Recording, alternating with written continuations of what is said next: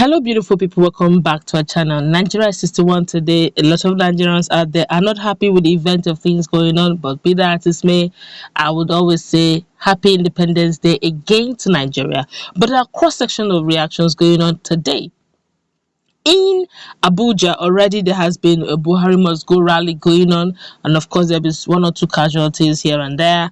And of course, the former president of Nigeria has also reacted to why Nigeria is what it is today. I'm talking about the former head of state. And of course, in Southeast, don't forget there was an order given that there should be a seat at home and all Nigerian flag that is being hoisted in South is being to be brought down. We're going to give you a cross section of all these put into one. We're going to give you updates on what happened in Enugu, in Anambra, on the main market, and of course, what Nigerians are saying generally in Independence Day. But before we do all this, we'd like you to subscribe to our channel by clicking on the red subscribe button. Beside it, you'll see a bell notification icon. Please go ahead, click on it to get notified as soon as you update our channel on YouTube. Let us start with what the former head of state has to say. Former head of state, General Abdulsalam Abubakar, Alhaji Abubakar, has accused the colonial masters of looting the nation's treasury. Let me laugh a little. Abdulsalam stated this to mark Nigeria's 61st independence while fielding questions from journalists in Minna, Niger State. He explained that his generation saw how during the colonial period, the colonial masters plundered the nation's wealth and ferried to their lands. According to him, even the rail lines and the roads the colonial master constructed were merely done to transport Nigeria's resources through the seaport.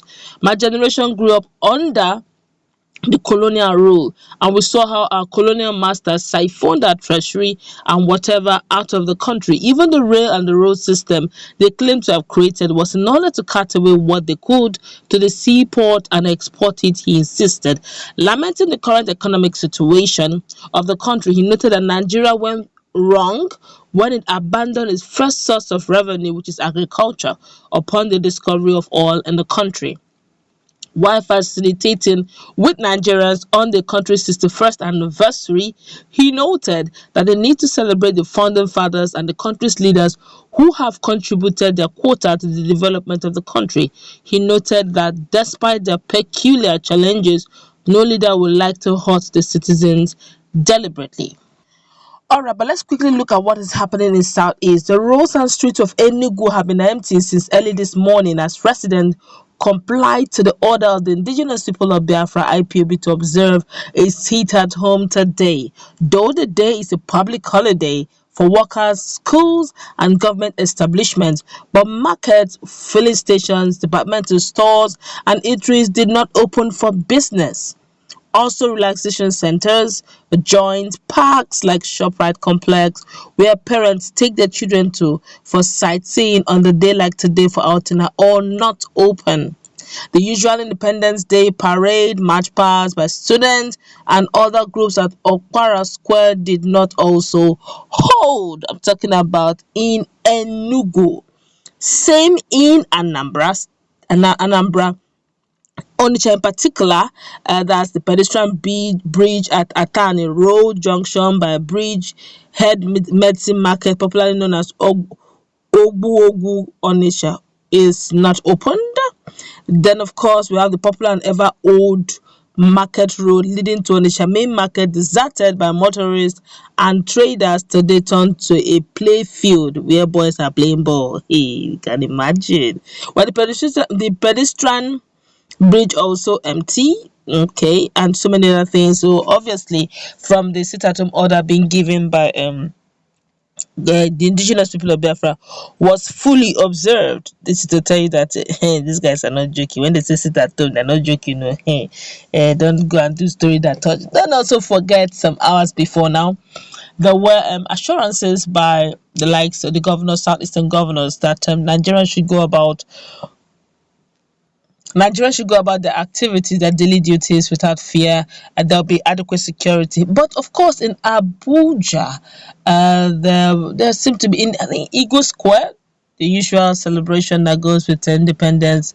But I know that the average Nigerian out there is actually crying. There's lots of hunger in the land. If you remember the speech that was made by the president, it technically blamed the middlemen for the hardship the poor masses are facing. One would have expected more like issue of insecurity to be tackled and all that, but it was actually basing the issue of inadequate food supply of middlemen.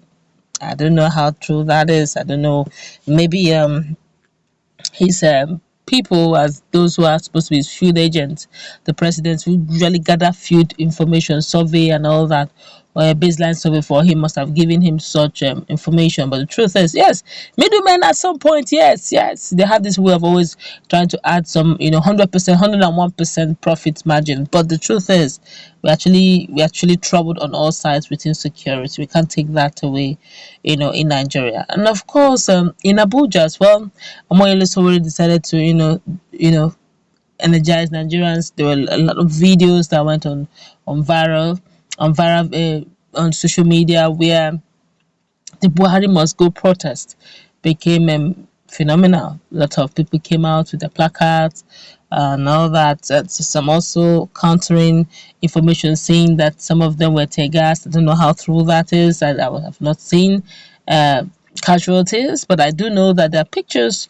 and there's some videos actually going on where Nigerians decided to go through the same Abuja, saying that Buhari must go. While as in Eagle Square, Buhari himself and the vice president were actually observing their 61th day independence celebration. You can imagine what they expect the security personnel to do. But the truth is, Nigerians have every right to express their grievances, but of course in an orderly and peaceful manner. And that's to tell you again that whether the chief security officers in the south is like it or yes, obviously the people have a way of listening to those agitating for Biafra. You said sit at home. They said sit at home. You said don't sit at home, and the people sit at home. It's obvious who the people are obeying. Some people are saying the reason why they're obeying is because they're scared for their life and they're scared that they will forcefully enforce the sit at home order. Others are saying they deliberately decide to sit at home because they want their leader free, while others have the opinion that they just generally want peace. Okay, because either which way, the question is how much of our security do we have? We have about over 200 million Nigerians. How many security architecture do we have as a country? That will take care of how many. For if you want to take the ratio and the percentage, one security personnel is supposed to guard how many Nigerians. That may give a fair knowledge of the fact that we're actually understaffed. And one would have expected that the government should start, recruiting hands, and I think they are. But the question is, how soon? How many hands are they recruited?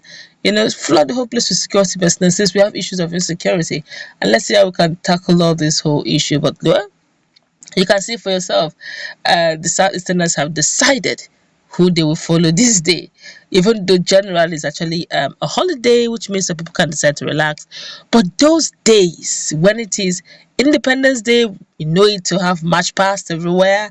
We know it, you can go to, places, relaxation centers. They're fully open because of kids for that day. But right now in Southeast, it's quiet now.